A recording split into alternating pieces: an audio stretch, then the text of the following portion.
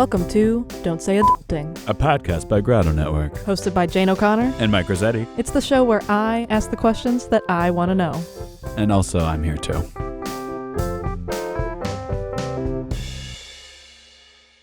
Alrighty. Hey. Hello, everybody. Oh, bonjour. Welcome Bienvenue to our show. Okay. Don't say Our show that we have Are we going to say the title? here on Grotto And Network Grotto Network, sorry. called something that I came up with. Okay. Sorry. And I support it. So I'm just trying to throw Mike off. Well, Welcome fine. to Don't Say Adulting with me, Jane. And me, Mike. I can do that because I'm Italian American. That wasn't Thank you. offensive. Nope, it wasn't. Thank you. I guess I would do an Irish accent if I could, but Jan, that would be mean- insulting to everybody. Really. Thank you for sponsoring it. Yeah. This is the show where we talk about our adult problems that we're facing. Something that came up recently. Well, It was tragic. I came up with the topic of this episode before the incident, well, which was let's not get into it, but let's do We it. will get yeah, into it. honestly, it's necessary for the show. I was curious. I was like, what happens if you actually get into a little fender bender or you're pulled over? Like, I feel like I'd totally freak out. I don't know what to do. Do you call the police? And so I came up with that. I wrote it down in my little notebook, like this.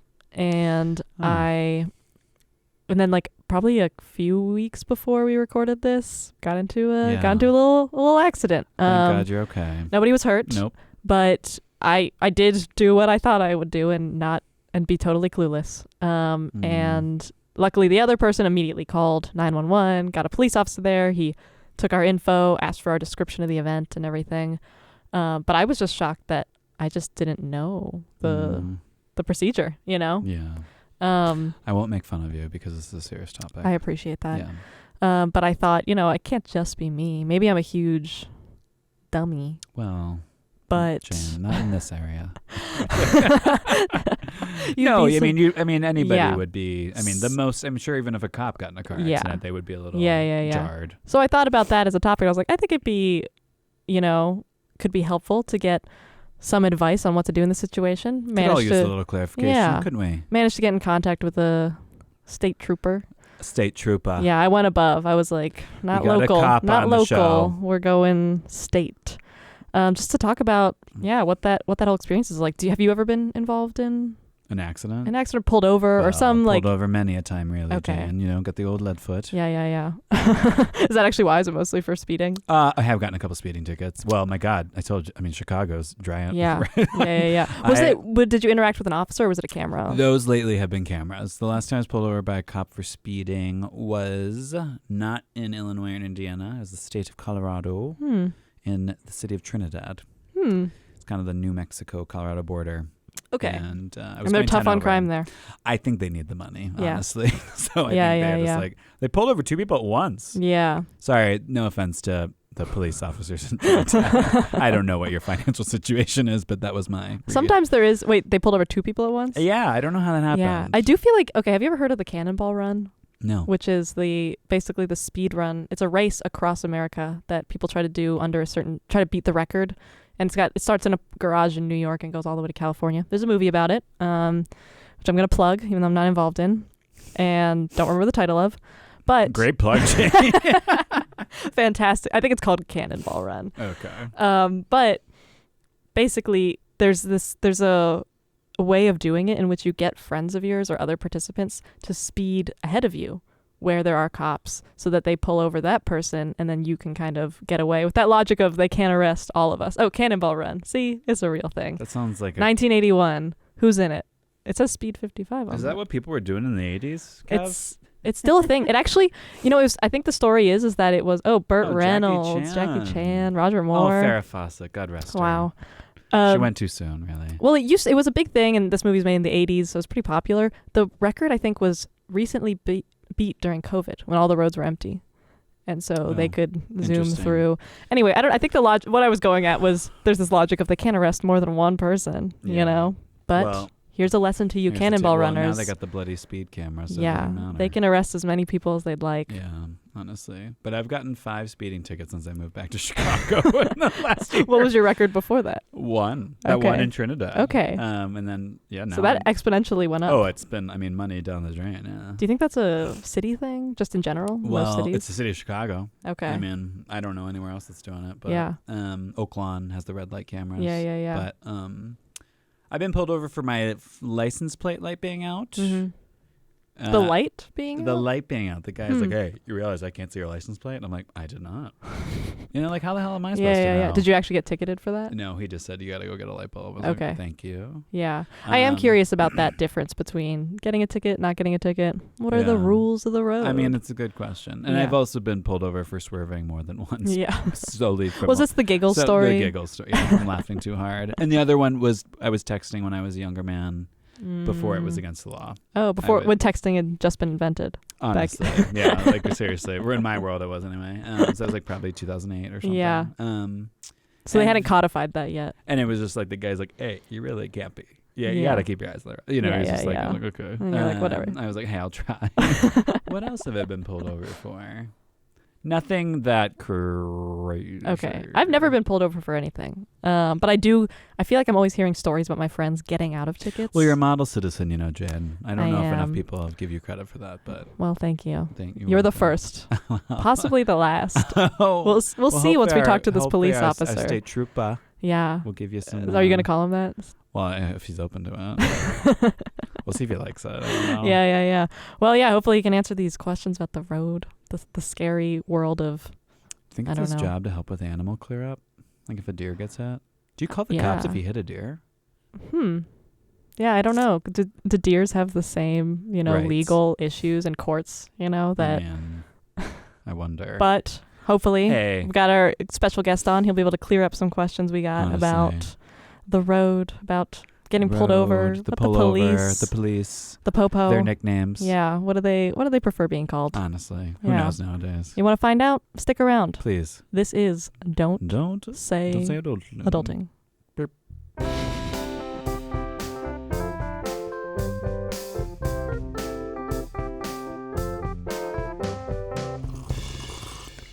Nice slurping. Hello, welcome back to Don't Say Adulting. Don't say it, Jane. Don't say it. I just did. I mean. And we are now joined by... Are we going to introduce ourselves? Oh, we already... Well, I'm sorry. Yeah, that was rude of me. You know who we are. Okay. All right.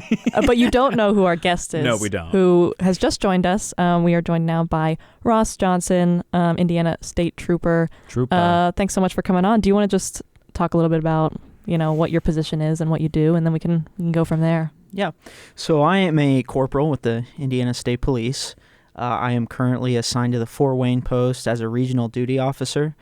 So basically what that means is I'm assigned to the post in Fort Wayne, and while I'm there, I'm kind of overseeing our operations throughout Fort Wayne District and also Peru districts, so about 18 counties.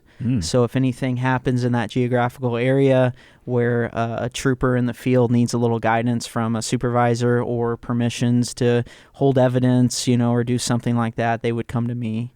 As far as if you called the state police post and had a question or needed something, a police service, they would most likely get a hold of me, and then I would direct troopers in the field to respond for that service. All right, nice. Would that be stuff on the road? Like, I guess my thought of envisioned troopers just being like road people. So that's the great thing. So that's the great thing about the state police is we have so many different roles that we fill. Okay. Patrol function is obviously our largest, but we have helicopter pilots. We have people that do forensics. We have people that crime scene investigators, detectives. So we have a lot of different roles. You run the gamut, really. Yeah. So we're a full service agency. All right. I'm impressed. This is probably, a lot of this is self-evident in the title, but I'm curious what maybe some of the more unknown differences are between state trooper and local police, or do you get that question a lot? Yeah, that is one question that a lot of people are curious about. Why are you different? Why do you look, dress differently and all those things? You have this fancy hat. Why do you look different? So the main difference is, we're employed by the state. while other police officers are either employed by a county or a local municipal city or township or something like that. We cover all 92 counties, our agency, so we're from the entire, each corner of the state, we're there and provide police services. And we're not really restricted to geographical lines like a county deputy would be. We're responding to calls, counties away in all different parts of Indiana, different cities. Right.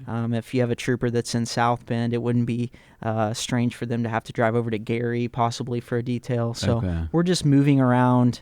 And statewide. And with that, we have a helicopter. We have some other additional resources that kind of makes us a little different than a lot of other agencies. Do you know how to fly a helicopter? I do not. That would be a cool. Why didn't we get the helicopter guy? Shut it down. I have not learned that skill yet. However, that would be a great skill to have. Well, this is actually good though, because the question that that came to mind for this episode was, I got into a little fender bender. And I just, hadn't even thought about what to do. And the other person that was in the accident immediately called the police, and I just didn't even realize, I guess. I mean, thinking back on it seems obvious, but I didn't even know what the protocol was or what you should do. And so my first question is, what should you do if you're involved in an accident? And let's say no one's hurt, just to... No one's hurt, just a property damage, crash. Yeah. Well, the main thing is the state law requires you move your vehicle out of the roadway. To the side, To the side. So, and that's not only for traffic, to let traffic flow and not cause a backup, but also for your safety. Because anytime you're in the roadway, there's a risk of... Rolling the dice. There is a risk. So we would ask if there's no injuries and you know that, get your vehicle out of the roadway. Call the police. You can call a non-emergency line, but obviously, if you don't know what that is, call 911. We'll get someone out to you. And the main thing is, if you have a crash, obviously make sure there's no injuries and get your car out of the roadway. Then contact us. As far as what the driver's responsibilities are after a crash, the main thing is get your license, get your registration, get your insurance ready. And when we get there, we'll collect those informations for the crash report. And then also we'll just ask you some questions about what happened and do the investigation and make sure that we're documenting the crash properly. I did not have that stuff ready. There was an awkward moment where I was just kind of frantically... I don't even know if I'm insured. Yeah. And that's one thing, that's an important thing is I see a lot of times you go up to a crash scene, people may not know where their insurance card is. People may not know where their registration is. I mean, or it's somewhere else, or the insurance card they have is expired. Yeah. So I would just recommend, if you're a driver, make sure you have that information where you, first of all, know where it is and make sure it's up to date and current. Can you get in legal trouble for that if you don't have, you have it, let's say you're able eventually to prove that you have it insured or it's, registered to you? Most people that have insurance will either be able to pull it up on their phone or they have the insurance card. Yeah.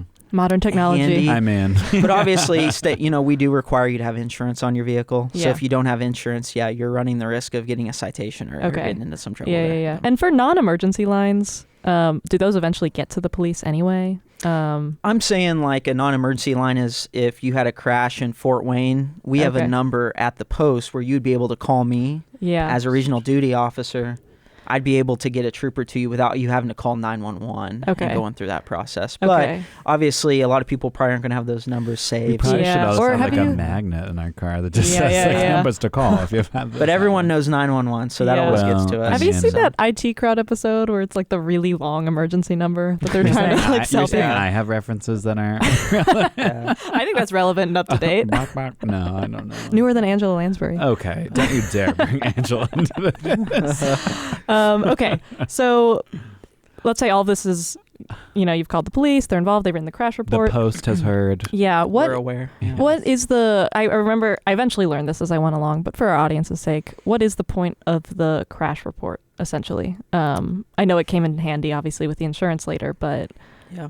So the crash report, that's one of my tasks at the Post. I approve the crash reports along with the other corporal that are done in the area. So...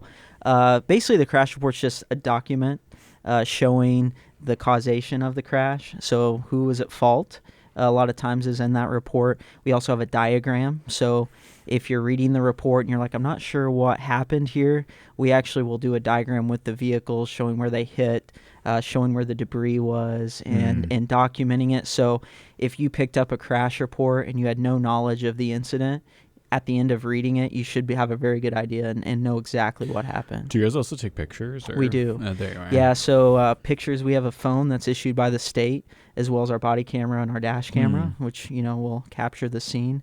But those crash photos are uploaded, and then after the crash, we give you a website you can go to, and not only can you get your crash report, but you also can request those photos in case you need them for your insurance, or if there's a civil matter after a crash, a lawsuit or something, you can get a hold of those photos. Yeah. I remember with my insurance, I was able to just give them the crash report, and they just found the incident and were able to input all the details. Handy. Yeah, very handy. Which also, this was another thing that happened was the other gentleman who was involved in the accident said something about being surprised that no one else had stopped. What do you do if you witness a crash? Do you have some responsibility? People driving by didn't stop yeah. or something? And like, is there legal reason? Like, obviously, I don't think you can be liable, but what is the recommendation for if you've witnessed a crash? Yeah, if you witness a crash, it's always good. If you can pull over somewhere safe, obviously don't put yourself in jeopardy. Right.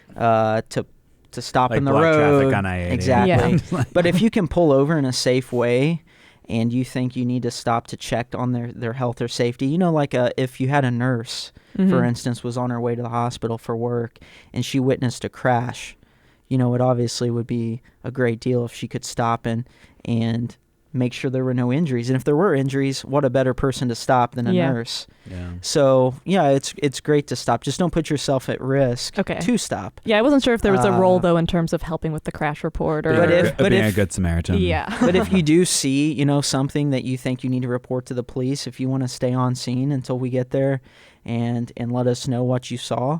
In the report, there are places where we can document witness statements. And in really severe crashes where there's injury and the people involved may not be able to communicate with us right away, witness statements are very important. Absolutely. Okay. Do you have a question? Well, sort of about the post. I don't know if it's just me. I'm envisioning a fort. Well, you said Fort Wayne, and you were like, I'm what like is timber. this? I'm thinking like fortress. Like, what does a post look like? So our post is basically our our station. That's your question. Honestly, at the moment, Yeah. I'm intrigued. It's basically our station, our police station. We call them posts. I'm not sure why, to be honest with you, other than they service. I'm just getting like Davy Crockett vibes. Yeah. They do service a larger area than I guess your normal police station. So I guess that's probably. But the post. I mean, it is a secure building. You have to. Be keyed in, and we have gates and all that. But far as why we call it the post, it's just our station, our state police station. Something to Google. Yeah. Okay, so I was involved in an accident pretty recently. Actually, after I envisioned this topic of an episode, but something I haven't actually experienced is getting pulled over. Wow. But I know this is a super common experience. I've been pulled over. Yeah, several times. Mike's given me a little bit of his history with the law. But what, just from basics of getting pulled, I don't even know obviously I know what to do, but I imagine I'd be pretty freaked out at that moment, even if it was just for speeding or something small. Not if you're not guilty. But I mean, you know, probably would be, Jane. Yeah. Cut that. Oh. No. Jane O'Connor's a model citizen. Exactly. Insert that where what we just said was. What should the protocol be for that? Just in general. Let's say you're not a, out in the lamb criminal. What should you do? A little background on stops. I mean, as far as a police officer goes of any department, we are the most visible official of the government that people are going to see. Right. They're going to see us out in uniform. And, the main thing is with traffic stop, if you're going to interact with a police officer, most likely it's going to be through a traffic stop, unless you call us for a service. Mm-hmm. So, we're doing hundreds, if not thousands of stops across the state as far as the state police goes on a daily basis. I mean, we're out there. The main thing is is just understand where we're coming from, and we also need to understand where you are. If you are nervous, a lot of people are nervous, especially if it's their first traffic stop. Mm-hmm. And I always try to take that into account, and understand that it may be a little intimidating for you, especially if it's your first time getting pulled over. Yeah. I would say the main thing is, the first thing, as soon as you see those lights and they're behind you and you're like, I'm getting pulled over, is you need to find a safe place to pull over. Don't stop in the middle of the road. Yeah. Don't pull off into the grass median if you're on the interstate. Take your time, pull off to the right side of the road if possible in a safe place to give yourself space, to give traffic space to pass while we're on the traffic stop. And just know that we're there to help you. We're not there to try to intimidate you or anything. We're there to just try to get compliance with the speed limit or whatever else there may be. Not to drive like a maniac. And I always recommend, while the officer's getting out of the car and walking up, don't try to reach for anything. Don't try to look for your registration yet. Just wait till we get up there. We're going to tell you what we need from you and tell you why we stopped you and have that conversation. Have you ever pulled over someone with a dog in the car? Yes. Okay. I only Yes. thought about it because I drive with my dog every Monday from Chicago. I was like, what if I got pulled over and this dog was going berserk and I'm trying to keep the dog at bay and just So being someone that sounds like a loves train dogs, if I do stop someone with a dog, I always try to figure out what the dog's name is and try to pet the dog. Do you but that's expect just a dog to be seatbelted? No. Okay. There's wouldn't no get some. requirement I'm there, honestly but- also worried about that. I'm just Yeah. I always have this weird fear that I'm not going to know that the police are trying to pull me over. But I don't know why. I'm assuming it would be pretty obvious. But Well, with the cars now being very quiet on the inside and insulated, and people have their radios on, they're listening to things. Sometimes people don't notice immediately. The main thing is when you do notice, you yield, you pull over. Right. Mm-hmm. At some point, notice. Yeah. We may be- Just what if it took so long? They thought I was trying to run away. And we may just be trying to pass you to go to a call too. So, Yeah. Okay. yeah. So in terms of for speeding, or I'm guessing the most common ones are speeding or expired plates or something like that. Correct. Are there certain things where you'll definitely get a ticket? There's some room for discretion. What's the general? Generally speaking, speeding is one of those things where a lot of factors come into play. If you have a speed limit of, let's say, 70 on the interstate and you get pulled over for maybe 10 over, there's no other traffic on the road, it's 2 o'clock in the morning, that's going to be a little different than if you were going maybe 10 miles an hour over during rush hour, Right. where there's a lot of traffic, more possibility of crashing, things like that. But a lot of times for speeding, just for instance, the officer does have a lot of discretion. And, obviously we're taking into account what we think your compliance level is. Are you going to slow down? Or are you? Or are you just going to continue to speed? Or Yeah. what's your driving history look like? Is this your 10th speeding ticket? Because you in all a can pull that year? up within Yes. that. Yeah. Is this your 10th speeding ticket, or is this your first time ever being pulled over? There's a lot of factors. Yeah. Because we understand, things happen. Everyone's human. Yeah. And sometimes you may not realize that you're going a little quick, or the speed limit changed and you Yeah. didn't realize it. So Sometimes I do envision if I get cut off by someone who's speeding, I just imagine that they're on their way to bring their wife to the hospital who's giving birth or Yes. something, just And to, that's the great just to thing. quell my road rage. And that's the Yeah. great thing about how we're set up. Officers do have a lot of discretion, and we can kind of put the human factor into it. And that's Yeah. what you would want as a motorist. You want the officer to be able to listen to your Discern, and listen to your Yeah. side and discern from all the factors and make a decision. What are the things that you have to ticket for, though? So as far as have to ticket, there's always discretion. However, one of the things that we generally don't give a lot of discretion to is seatbelt use. That's one of the things we know for a fact does reduce traffic fatalities, Yeah. does keep you safe. Yeah. Can you see if someone's driving without their seatbelt on, or is that something it's I pulled you over for something And they, else quickly and put you- it No, on. it's very easy Is a it lot of really? times, correct. If people have tinted windows or it's dark out, it's going to be hard. But during the day, generally speaking, You can if tell. you have a light colored shirt on like Jane does and there's a dark colored seatbelt running across it, you're going to be able to see that See. pretty easily. Wow, I should start wearing a sweater that has like a big dark. No, I'm just a kidding. I'm seatbelt. kidding. For The main I'm thing- not gonna start doing that. The main thing is if you are stopping someone for speeding, for a seatbelt, for not using their turn signal, as an officer, you have to make sure that you know for a fact that was a violation. Right. You know, we're not guessing out Mhm. there. You know, if Yeah. we know someone doesn't have their seatbelt on it, we're Yeah. gonna stop you. But if we're like, I'm not sure, we're not gonna just make don't that bother. traffic Yeah, stop. yeah. Right. Or if it's a dog, apparently, Well, not a law. yeah. But that's our main thing. You know, as far as seatbelt usage goes, we want people to be safe on the roadways. Sure. Yeah. And we want people to be buckled up because we know for a fact from the statistics and from our own experiences out there on the road that people that have their seatbelts on are far safer and far likely to have a better outcome in a serious crash than if you did not have your Yeah. seatbelt on. Good to know. My grandma's the only person I know who has a hard time putting her seatbelt on. And by hard time, I mean choosing to disregard the beeping sound. Yeah. That is effective, especially it depends on what car you She's drive. like, fine. Yeah. Like my parents' new Subaru is really obnoxious about it, and it Yeah. gets louder, progressively Yeah, louder. It's like, Grandma, just buckle up. Versus my Honda is just sort of like beep, beep, beep. Oh, is it? You And one know. thing people don't know a lot of times, I stop people sometimes like, well, you know, I have a shoulder injury that just happened, or it's hurtful, you know, to wear it because of, you know, I broke a rib, you know, I fell down or something. And then you're or- just like, it'd be more hurtful if you broke that. True. You went through this windshield. But Yeah, right, if you do have a medical reason, you know, there's going to be some discretion there, but you can also get a doctor's note saying, Just you know, like for a school. time period you have an injury or there's some reason you're in a cast.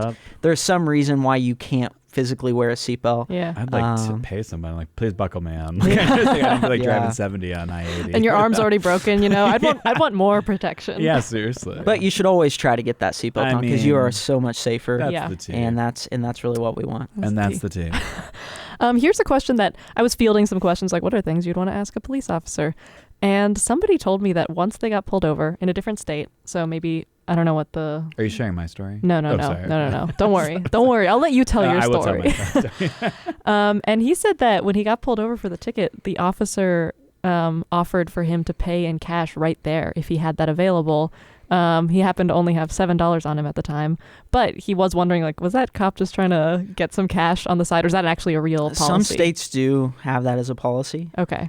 So my home state of Illinois, actually, the state police, I'm not sure if they still do that, but they did in the past where you could pay the trooper on the side of the road. That money would be placed in an envelope, and before the trooper's shift end, he would take that to the courthouse and deliver it for you. So basically, you would plead guilty and pay, and you would be done right there. Seems like a very Illinois thing. Yeah. Not to typecast my own state. We don't do that, so we'll Okay. always give you information on how to pay your ticket, Okay. where to do that. If you want request a court date, Yeah. if you want to plead not guilty and go to court on the citation, Mhm. you'll have all that information. You'll know who to contact for that. But we would never hear Okay. the state police. We would never ask you on the So side if of the that road for happens in money. Indiana, don't give them the cash. I would question that, yes. Because it seems like it'd be really easy to just kind of pocket that and be like, I didn't But pull anyone some over. places, they like that because they just want to get it over with. They don't want to have to make phone calls. They don't want to Yeah. have to send money in or a check. They can just pay the officer and be Well, done. who keeps the cash on them nowadays, you know? You get Yeah. a receipt, you get a receipt on Do the you side of the really? road from the state police showing that Okay. how much you gave and what bills you gave, and that's all documented. That's so. hilarious. Okay. And anymore with the body cameras, it's even recorded. So Yeah. What are your thoughts on speeding cameras? speeding cameras. Is that what you call them? I don't even know. I've gotten so many tickets this year for speeding in the city of Chicago where I'm just like, the camera's getting me. Like, Oh, so you going. just get something in the mail later that's like, Yeah. hey, we saw that. Yeah. I've never had any experiences with those, I am so ready I really to. don't have an opinion. Well, Is that more of a big city thing? I don't know what it is. But I've paid, my God, the city of Chicago. I've never had an Yeah. experience. But the speeding cameras, it takes out the human element. It takes out the discretion. It Yeah, takes it's like out. if I was, I Yeah, mean, yeah. I guess Yeah. you're allowed to challenge it. Yeah. But then it's like, I get it like a month later. I'm like, when was this? Why was I going fast? And you don't get to meet a nice, friendly police officer on the side of I the know, road. which is honestly been which could be a very lacking in my charming life. experience for anyone. So. Honestly, yeah, yeah. I'm looking for charm. Yeah, absolutely. What's your story, Mike? Okay, so I Speaking to the mic, please. well, I've been pulled over a few times. Many times didn't actually get the ticket, but one time was Discretion. I was laughing so hard I couldn't see it. I was like swerving a little bit on the road. So then I get pulled over. The guy just like comes up to me. He's like, "How drunk are you?" And I just was like, sober as a bird. And he was giving me a really hard time, and I was like, I'm not. And then I think over the course of like 10 minutes, he like realized I was not intoxicated. Yeah. But I was like, okay, that was like a very provocative way to like pull someone over. Yeah. And I was just kind of like, I think we were just talking about like, what do you, I guess like when you are being spoken to in a way that's maybe not the most respectful, like, how do you? Yeah, actually, like what should you do? What are your avenues for action if you believe you've been like the victim or experienced misconduct by a police officer? And mine's probably not. Yeah, totally that's like pretty light on like this. You're being kind of a jerk. Yeah, but but this could probably cover some pretty broad ground as to what you think. Yeah. You know. So one of our highest ideals on the state police here in Indiana is professionalism. Mm-hmm. Everything we do, we try to do it in a professional way, in a way that's respectful. You know, if we're taking you to jail, it's already a bad experience for you. Right. You know?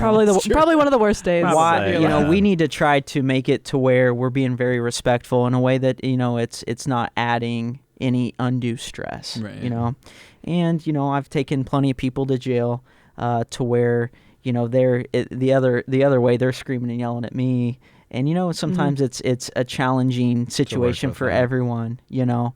But as far as back to your question goes, you know, if with the professionalism in mind, if there's something that happens that you think was disrespectful or something you don't think was right, obviously we want to hear about those things. We have processes in place where you can let us know, and we'll look into it. And we're going to make sure that we're holding ourselves accountable at all times. You know, we hold ourselves to a higher standard, and we take pride in that. Okay. But as far as reporting it, any state police post in the state, as far as our headquarters in Indianapolis, you can Google search, you can find a number, give us a call, and anybody at the post would be happy to take that information from you about your situation or your experience. Sure. Okay. And we'll look into it, and we'll make Yeah. sure that we're doing the right thing. Yeah. So you could have reported that guy. I mean, I don't think I would. I was just more like, Jews. Yeah, it seems like the general rule though is just not having a at that giggle moment. here. Yes, not Don't. try to. It's always better, you know, to comply with the officer's request. You know, if you're going to jail or if you have a ticket, and if you have a complaint, tell us about it later. Or, you know, for instance, if you don't think you were speeding and you want to challenge the ticket, go to court and tell the judge. You know, probably yelling at us on the side of the road isn't going to change the outcome. Right. Go And to if anything, court. make it worse You'll have your day in outcome. court. Yeah. We'll be there. You can tell the judge and go about it the right way. Yeah. Right. And do they have access to like who pulled them over too, in terms of like a name or something like that? The court. The person that you pulled over, and is that something they would use, or is it just Oh, you know, in yeah. terms of like So anytime you're stopped by the state police, either it be a warning Right. or a ticket, our names and our badge numbers and all that information is going to be on the paper. And per our policy, anytime if you saw me on the sidewalk and I wasn't having any interaction with you at all, and you walked up to me and asked me for my information, I would be required to give it to you. There you are.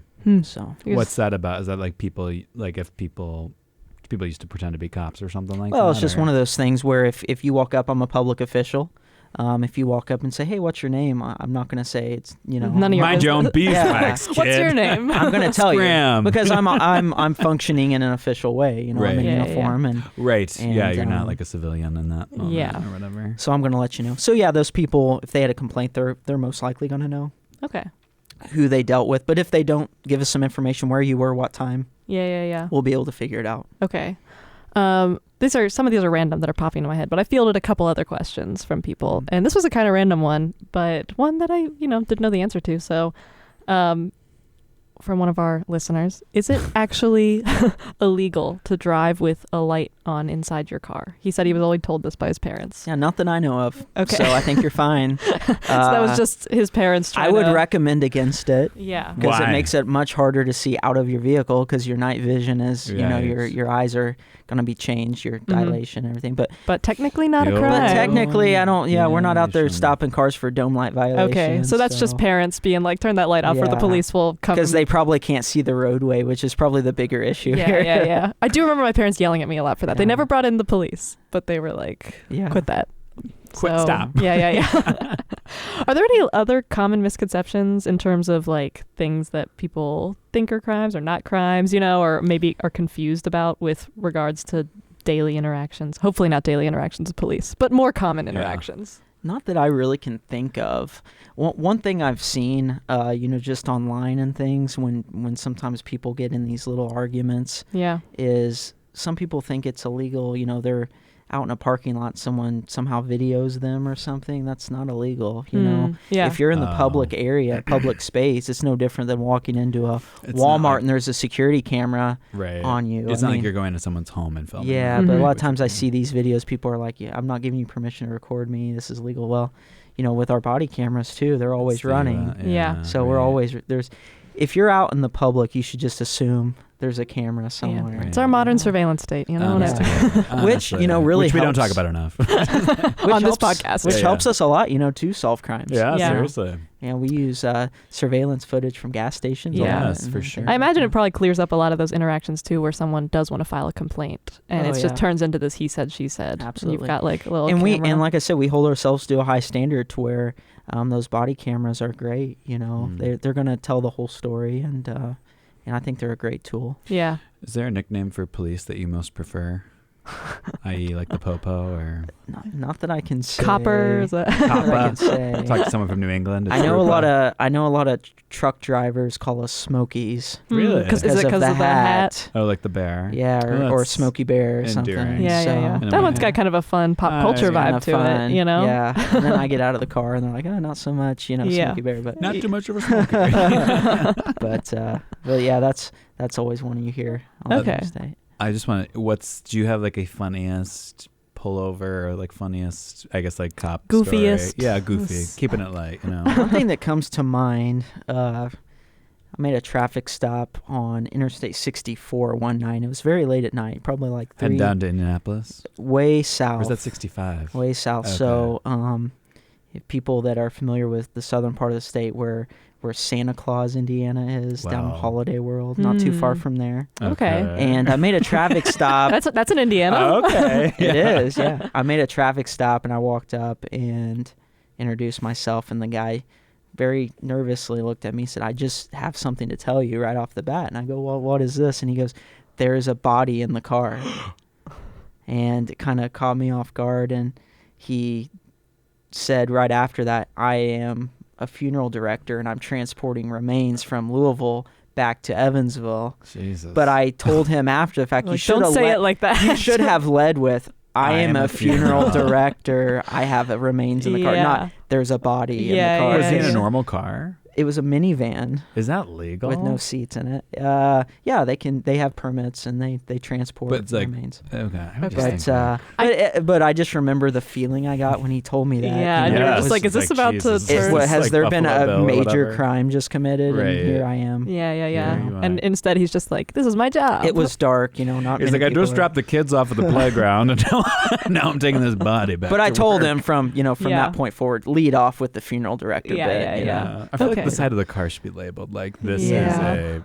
Well, I had my cousin would transport organs sometimes. I don't remember if she had official paper. I think she had some papers and stuff like that she had. It's certainly a black market organ trade, isn't there? Yeah. So, I mean, mega surveillance. Probably good. Maybe mega he just organ trade. Yeah, I can imagine though he'd never even thought of like, what should I say if I get pulled over? Yeah. And I'd be thinking about he wasn't lying either. They were in there. I have been weirdly nervous when I have I've never been pulled over, but like driven friends home, whether we like went out to a bar or something. And I weirdly thought about like, what if I got pulled over now? Like, what should I say? What do you mean? Why would you be nervous? Well, it's not my car. It's not registered in my name. I might not be insured under it, possibly. I don't know. But it's like, in that DD the DD role.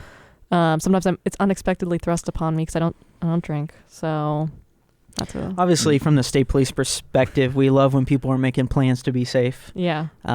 Would you have preferred Jane drive her car and be the DD versus someone else's car? Well, that seems ideal, but let's say, yeah, that's what I'm asking. Yeah, it doesn't matter to us at all. Just as long as you're a valid driver, there's valid registration. And she just needs to be like an insured and make driver, sure that period. if your friend is driving your car, that your insurance policy covers that. I know there are some policies where, most policies will allow you to have someone drive your car. Yeah.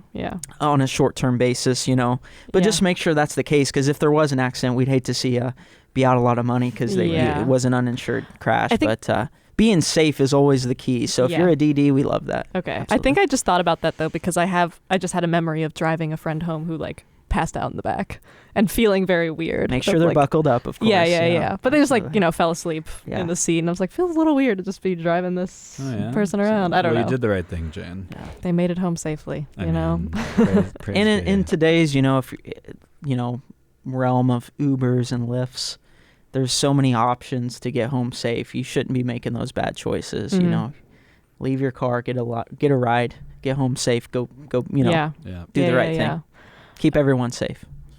This is sort of shifting a little bit, but a question that I was wondering. Wow. Have you ever been tased before? I have. Just one time. Okay. Thankfully. Where were you hit? Where were you tased? So the way we do it for the state police is we are tased for the reason of we need to know what it's like. So when you're using your taser, you have an idea of what that person's experiencing, gives you a little bit more immersive. Yeah. Yeah. But that's the same reason I've also been pepper sprayed. Oh my God. And that's another part of our training. So, yeah. But as far as the tasing goes, I had a couple wires connected to my shoulder and one connected to my back to make a spread. You have to have a little bit of a spread so the current can go between the two probes, and they turn it on, and it's a very unpleasant 5 seconds. That's how long the taser will cycle for. Are you just unable to move? Or, can't move. Okay. Feels terrible. Not a good experience. Do you have little wounds after? I had little burn marks. Jesus. Okay. Correct. So wait, so it's 5 seconds of the feeling, and then It you still turns like off. Okay. But after that, it's one of those weapons and a tool that we have that we can get control of someone without causing injury. That's our goal.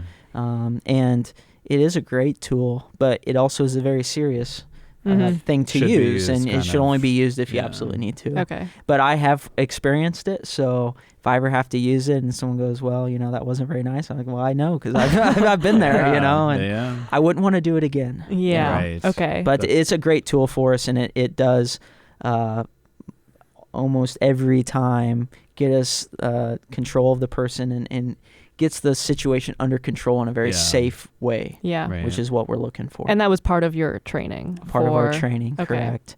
Everyone on the state police that has a taser on their belt has been trained. Tased. Okay. Oh my God. Yes. Well, count me out. Did you have a pretty traditional path into law enforcement? I believe so. Okay. I have a criminal justice degree, undergraduate, and within 6 months of graduating college, I got a job offer and came on to the state police.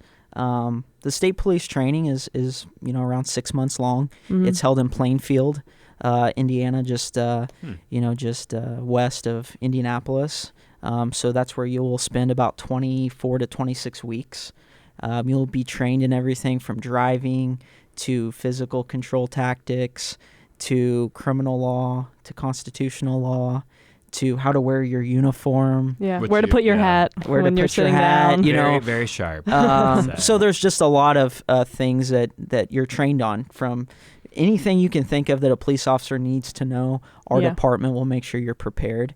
From day one, when you hit the road, you're going to be a well-trained officer, being able to provide a service. Is it pretty intense? Like, how many people ended up making it through your class? It is intense training, and we make sure that if you're not quite ready yet, if you get a job offer and you get to the academy and there's something that you're not quite ready to get out there on the road, that we're not going to put you out there and be a risk to yourself or whatever. So there are people that get in there and they don't graduate, of course, just like any job process.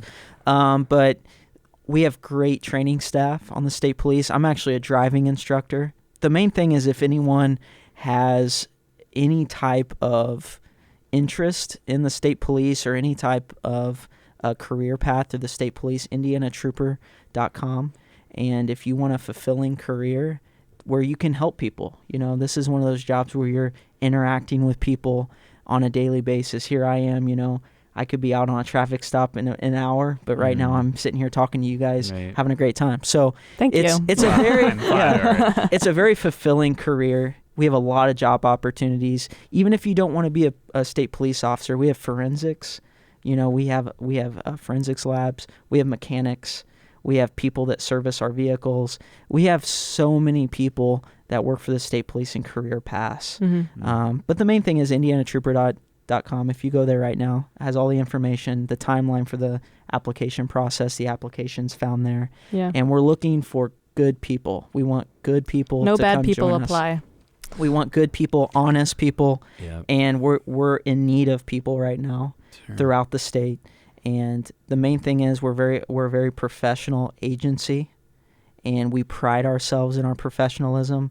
And if you think that's something that you could join us and provide to us, and you want a career that's fulfilling, check us out, and we'd be glad to have you. All right. Before you go, we have a question just pulled up here from our producer. Can you pet the police horses? Sorry, it's total change in topic, but before we go, I feel like it's important. So we do not currently, have any? We don't have any police horses. We have police canines throughout the state, and a lot of times the canines will go into schools and do public events, and there are some canines that you can pet. Just make sure if you're ever going to do that, make sure you get the permission of the handler first. Yes. Never walk up to a police dog and just assume you're going to pet it. Okay. But, a lot of times when the dogs go into the schools, there are some canines that are tracking and things that, they're a little bit more easygoing and you can pet them. But always make sure you check with the handlers. Okay. But as far as police horses, I think Indianapolis may have some. Oh, I did? Okay. But that's a question you'd have to ask them. There was a football game here, and I saw a horse and a police officer. Really? Yeah. Okay. It was, kind of random. Yeah, it was really weird. I remember just being kind of taken aback, and I've never seen one before or since. With our large geographical areas that we cover, a horse probably wouldn't be the most slipped practical. in there. I've seen them in practical Chicago. mode of transportation. Okay. They're great for crowd control. If you have large events and you need to get people out of a certain area for whatever, if unsafe area or something, horses are a great tool for that. Yeah. But we currently don't have any. Okay. No. I wonder, that was a rogue horse. Yeah. Just walking around the streets of Indiana. Yeah. The main thing we offer that is unique is we do have a small little Air Force of our own. So we have multiple helicopters, multiple fixed wings. And our helicopter has been a great tool, and we use it to locate missing children. We have used it recently down in Bremen, not too far from here, to locate an elderly subject with dementia that wandered off from home, went out into the woods, could not find them. Our helicopter went up, and within minutes turned on it's called a FLIR, and it's an infrared camera that picks up heat signature. Oh, wow. And we were able to find that person, direct officers, and perhaps save that person's life. Yeah. So that's one thing that we offer that not a lot of folks do. Yeah. Is we have a that great horses can't do. Probably didn't asset of a expect that, helicopter. Kevin. Yeah. So, Yeah. But a horse would be awesome. That would be great. It'd be But, cool. we just don't have maybe any. next year. Yeah. Next year, Next tax season. Absolutely. Now I feel crazy that I saw that horse. Whatever. I'm sure there's an Honestly, explanation. I'm sure there is. Well, thank you so much, Ross, for Thanks for coming having on. Yeah. Thanks to everybody tuning in. Yes. Hope you learned something. We honestly. Hope I learned something. Well, yes. That's the biggest thing, really, Jane, isn't it? It's like, Yeah, and keep listening. Tune in next time for more Don't Say Adulting. Goodbye. Ciao. Don't Say Adulting is a Grotto Network podcast produced by Jane O'Connor, Mike Rossetti, Kevin DeClute, and Josh Long. Additional production editing done by Kevin DeClute. Graphics and animation by Becky Rogers. Grotto Network is Director Javi Zubizarreta, Senior Producer Josh Long, Senior Content Editor Jesse McCartney, Art Director Becky Rogers, Senior Manager for Community Engagement Mike Rossetti, Social Media Manager Adrian Garaldi, Web Content Strategist Michaela Douglas, Producer Kevin DeClute, Associate Producer Jane O'Connor. Special thanks to our guest and Notre Dame Studios.